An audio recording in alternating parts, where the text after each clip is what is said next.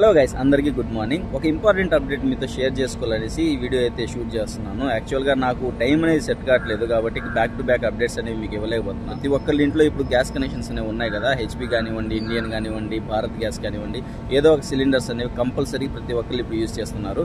మీరు కనుక ఆ యూజర్స్ అయితే ఈ మంత్ 15th లోపల ఈకేవైసీ అనేది కంప్లీట్ చేసుకోండి. ఒకవేళ ఈకేవైసీ కనుక చేసుకోకపోతే మీ గ్యాస్ కనెక్షన్ అనేది కట్ అవుతుంది. అండ్ గ్యాస్ కనెక్షన్ కట్ అయిన తర్వాత ఆబ్వియస్లీ మీకు వచ్చే సబ్సిడీ కూడా స్టాప్ అయిపోతుంది. అండ్ ఈ ఈకేవైసీ చేసుకోవడం కూడా చాలా సింపుల్.